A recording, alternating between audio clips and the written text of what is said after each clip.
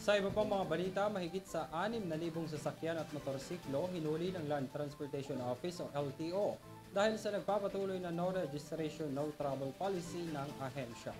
Narito po ang aking report. Mahigit 6,000 motor vehicles ang nahuli sa buong bansa sa unang 15 araw ng Hunyo 2024 sa patuloy na agresibong pagpapatupad ng no registration, no travel policy ng Land Transportation Office. Ayon kay LTO Chief Assistant Secretary Attorney Vigor Mendoza II, sa kanilang tuloy-tuloy na operasyon ay magsilbing paalala sana sa mga delinquent motor vehicles na i-renew ang kanilang mga sasakyan. Ang agresibong kampanya laban sa mga hindi rehistradong sasakyang dimotor ay bahagi ng road safety instruction ng Department of Transportation dahil ang pag-renew raw ay nangangailangan ng pagsusuri sa kanilang kondisyon.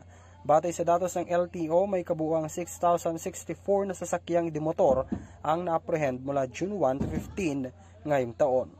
5,127 dito ay mga motorcycle habang ang iba ay mga four-wheel vehicles.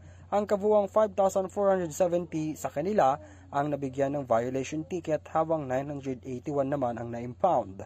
Para sa mga four-wheels vehicle, 34 dito ay pampasaherong jeepney habang 7 ay pampasaherong bus. Para sa Euro TV News, ako si Henry V. Nicolas, sumasaludo sa bawat Pilipino.